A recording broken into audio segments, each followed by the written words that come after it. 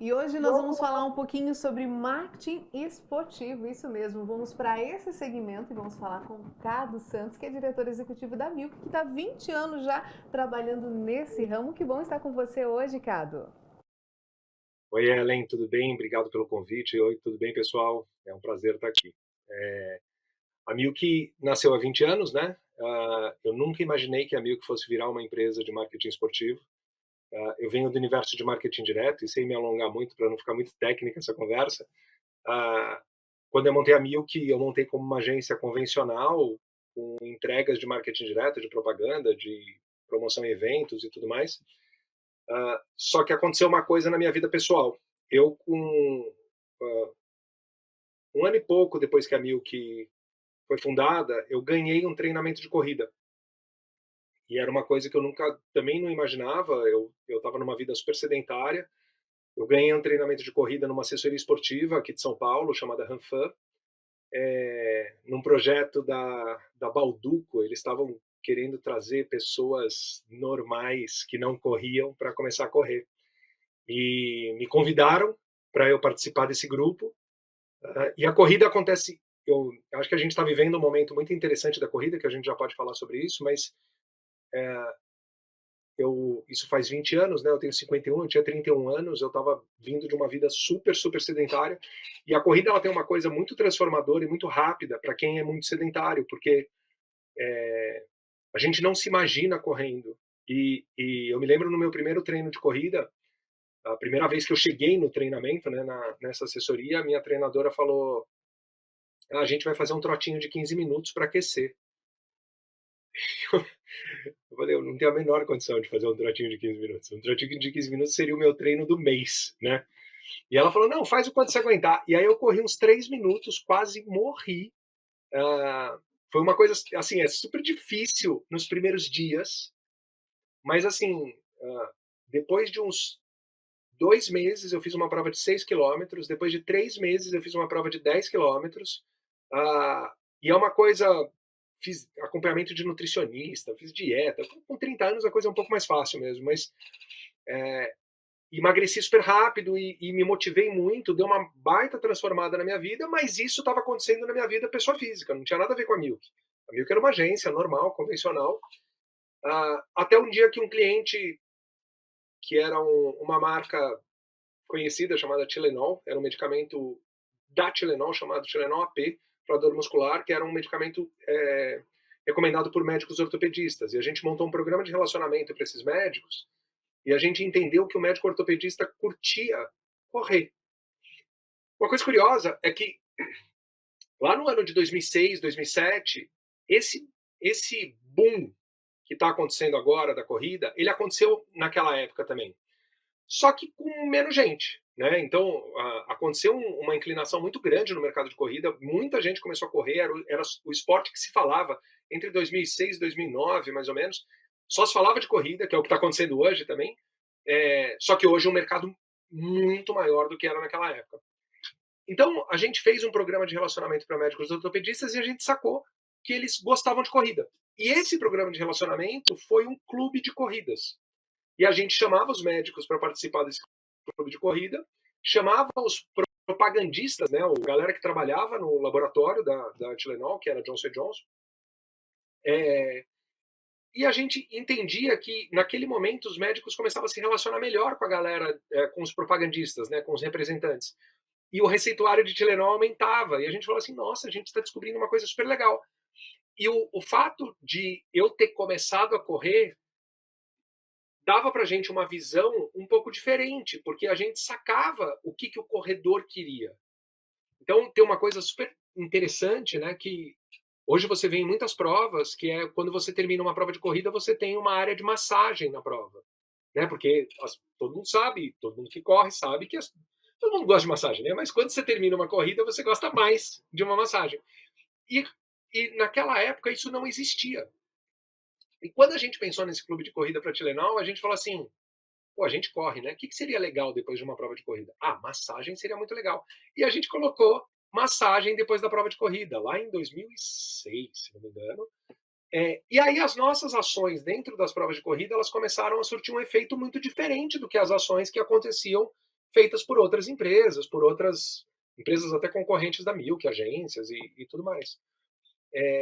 E aí, Ellen, não foi nesse momento que a gente tomou uma decisão falando assim, a Milk agora vai começar a fazer isso. Não, a gente continuava fazendo as nossas coisas com os nossos clientes, só que a gente começou a chamar um pouco de atenção do mercado. Uma atenção do mercado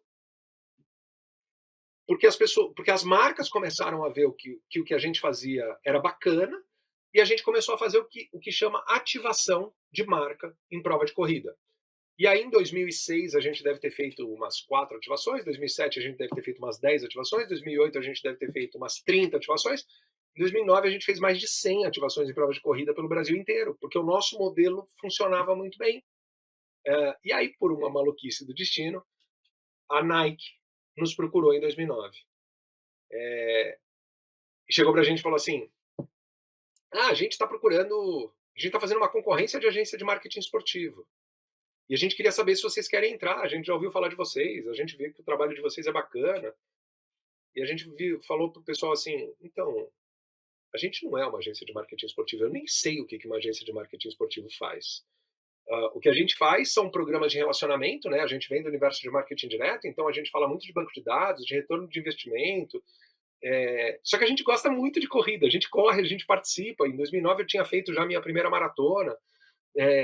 Então a gente curtia muito o que a gente fazia. E a Nike falou assim, nossa, que interessante. Então, esquece a concorrência, vamos testar um trabalho. E aí, a gente atendeu a Nike de 2009 até 2016. A gente viveu o momento Copa e Olimpíada do Brasil com a Nike, que foi uma baita escola. A Nike é uma empresa incrível, né? Uma marca fantástica, tal. Então a gente aprendeu muito com eles. Foi aí que a gente começou a descobrir uma transformação, né? 2009 até 2016 foi o momento, nesse momento foi o momento que surgiu o Instagram, por exemplo. E a gente aprendeu muito com a Nike, com a gente mesmo, né? Dentro da Nike, a gente trabalhando em conjunto, como é que funcionava essa coisa de você fazer a comunicação do seu produto não através dos veículos tradicionais que já existiam, que eram os óbvios, né? Revista, jornal, TV, rádio, outdoor, né? E a gente falava assim, putz, isso se a gente fizer a comunicação através de pessoas e as pessoas normais validando isso tem uma baita chance de dar certo. É numa escala menor, pelo fato de ser numa escala menor, você precisa falar com as pessoas muito certas, que antigamente a gente chamava eles de formadores de opinião, e num determinado momento esse adjetivo, formadores de opinião, se transformou num adjetivo que chama influenciadores. E aí que a coisa mudou um pouco de figura e de lá. Você, além de ter agência hoje, você também é um maratonista, não é, Cado? E ainda faz competições com a sua colega de trabalho, com a Juliana, é isso? É isso. E eu acho, Ellen, que uma das grandes questões e que é muito difícil a gente conseguir explicar isso para quem não corre, e parece que a gente está sendo, sei lá, arrogante, parece que a gente está sendo, não sei, eu não sei te explicar isso, mas é assim, se você não corre, eu posso ficar aqui 2 horas tentando te explicar qual é a lógica de você pagar 100, 200, 300, às vezes R$ 400 na inscrição de uma prova de corrida que você não vai ganhar. Vou falar uma coisa mais trágica. Provavelmente nunca você vai ganhar uma prova de corrida. E você só vai ganhar uma medalha de participação e às vezes uma banana. Literalmente. Na hora que você termina a prova, tem a galera entregando as medalhas, dá uma banana, às vezes dá um suco, dá alguma coisa e você gastou R$ 400. E aí você chega em casa com aquilo e a tua família te pergunta assim, e aí, você ganhou a prova? Não, e nem vou ganhar. Então por que você acordou às 5 da manhã para correr no frio e tava chovendo? Isso não pode ser legal. E é muito legal.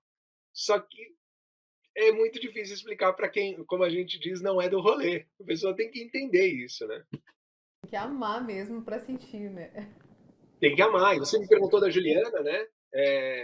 A Juliana, ela entrou na Milk em 2010. A gente começou treinando junto no projeto das torradas Balduco na assessoria esportiva que a gente começou a treinar. E a gente acabou ficando super amigo. E aí, quando a gente conquistou a conta da Nike, né, que a gente começou a atender a Nike, um dia eu cheguei para ela e falei assim, Ju, eu tô precisando de uma pessoa. Um dia num treino, né, porque a gente sempre treinava junto. Eu falei assim, Ju, tô precisando de uma pessoa para atender essa marca. Mas precisa correr. Porque se ela não correr, a gente não tem como explicar para ela como é que é. E como a Juliana é publicitária também, eu falei assim, Ju, você conhece alguém que seja do mundo de comunicação, que corra e que tenha interesse em fazer um trabalho junto com a Milk, né, trabalhar na Milk, atendendo uma conta como a Nike? Ela virou e falou, conheço, eu. E aí ela participou de uma entrevista na Milk, passou nessa entrevista e ela entrou na Milk em 2010 e hoje ela é a diretora de operações junto comigo, que sou o diretor executivo da Milk. E corremos juntos, né? E fizemos as 2 maratonas que eu tenho, eu fiz junto com ela, o que é muito legal também, porque a gente se estimula, se dá força, porque é uma prova difícil pra caramba, né? Correr 42 quilômetros é difícil pra caramba. Tem gente que não acha tão difícil, eu acho difícil pra caramba. Recompensador, né? Sim, sim, sim. Ricardo, a Milka tem sido responsável por várias ações bacanas no universo do esporte, tem criado eventos para os seus clientes, trazendo uma diversidade de influenciadores, como você falou, né? Como que são planejados esses eventos e como que é feita a escolha desses influenciadores? Excelente pergunta. Assim, toda vez que a gente vai fazer que um cliente passa para a gente esse desafio, né, de fazer uma ação de lançamento de produto, um evento, só deixando claro, tá? A Milk não faz só isso, né? A gente faz projetos de marketing de influência, a gente faz é, uh, eventos de lançamento, a gente faz é, times de embaixadores. Não necessariamente ele se transforma num evento. É que o que acaba aparecendo mais são os eventos, porque como os eventos eles são sempre filmados, são sempre fotografados, então isso são as coisas mais replicáveis através das redes sociais. Então, muito que aparece da Milk é a gente fazendo evento. Mas enfim, respondendo a tua pergunta, Ellen, quando chega um briefing para a gente, né, um pedido para a gente, como é que normalmente funciona? Né? Esse briefing, o evento ele tem que ter um conceito, né? Precisa ter um motivo para esse evento existir, o porquê que a gente vai convidar as pessoas para participar de um evento, de uma prova, de uma corrida, de um treino, de uma balada, enfim, do que quer que seja.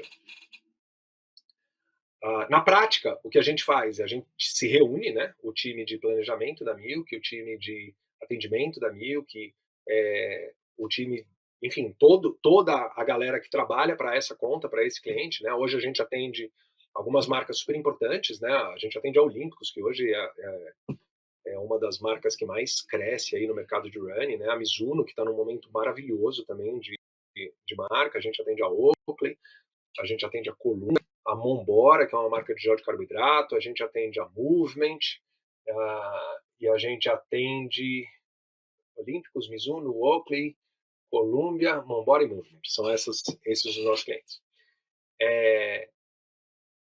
Quando a gente vai desenhar essa estratégia, a gente junta todo mundo e a gente faz o tal do brainstorm.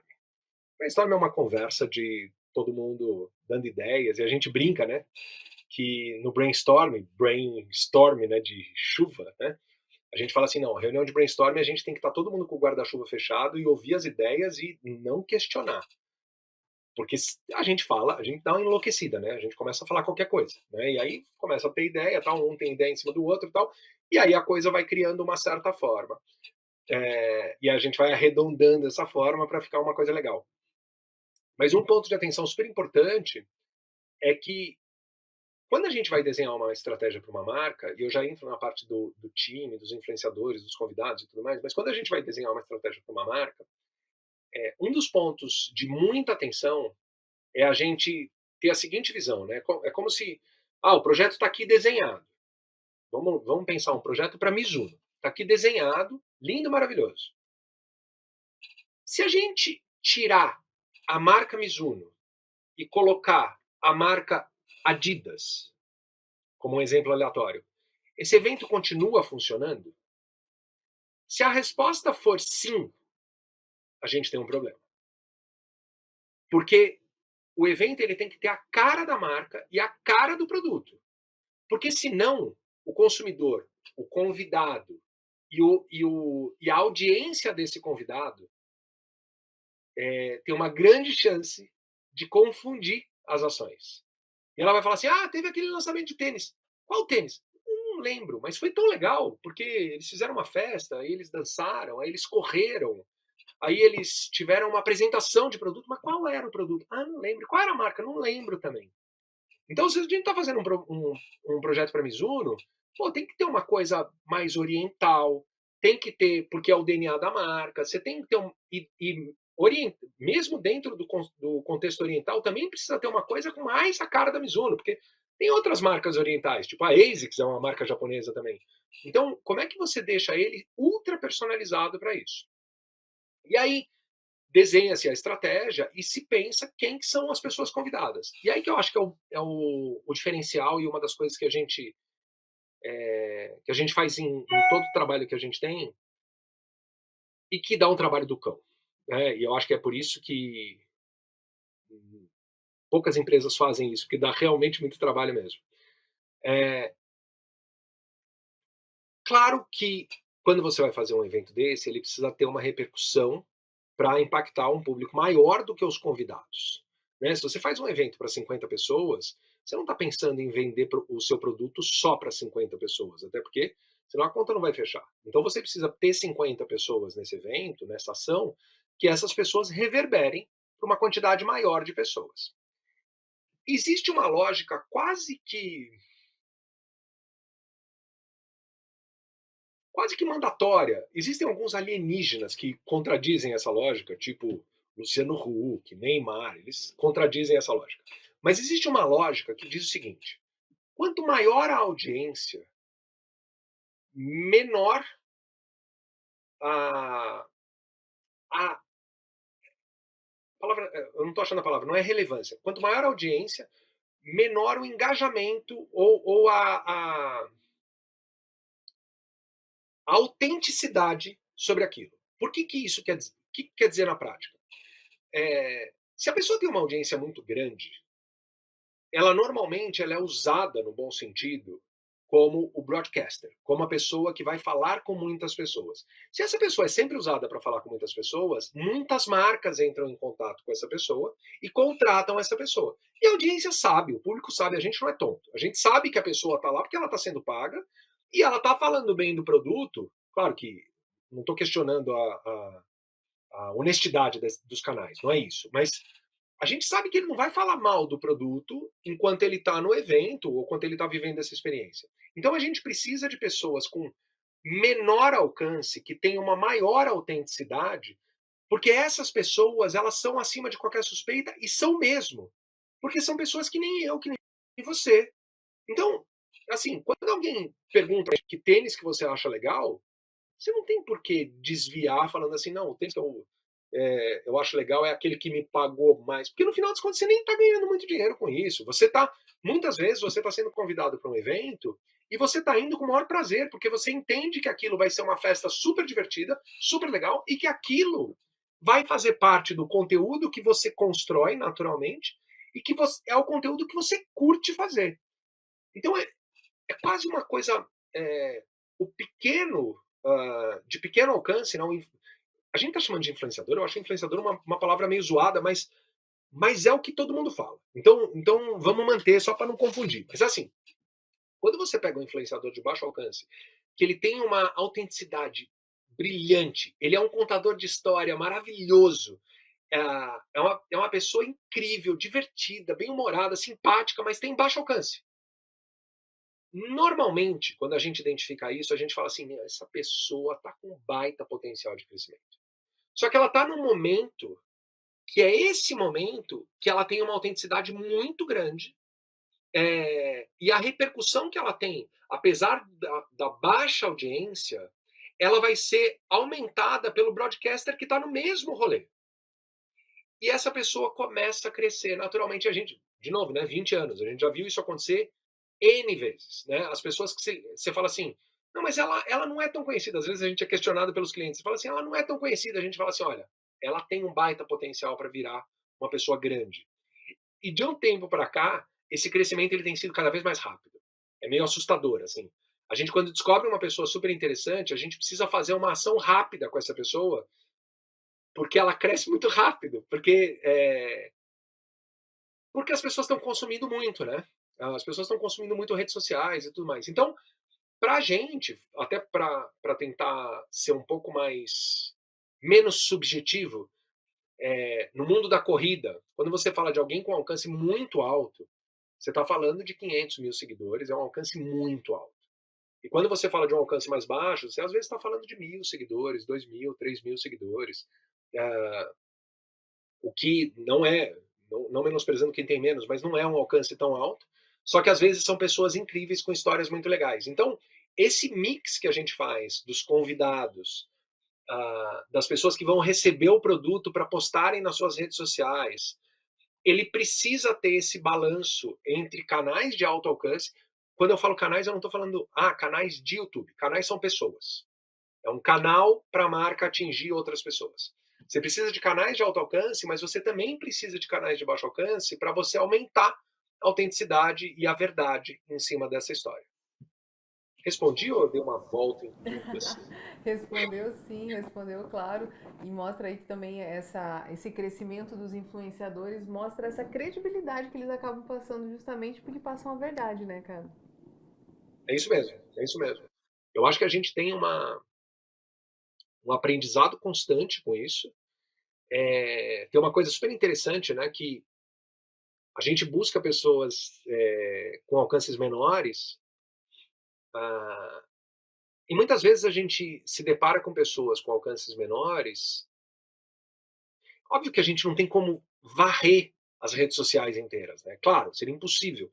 A gente vai. Existem ferramentas, né, que fazem essa varredura das redes sociais, mas essa varredura, ela normalmente ela é baseada em indicadores tangíveis, né? Indicadores como alcance, como engajamento, mas não com o conteúdo ser legal ou não ser legal, né? Um olhar que a gente tem que é um olhar um pouco diferente de uma coisa que o Instagram ou as ferramentas não vão conseguir mostrar isso.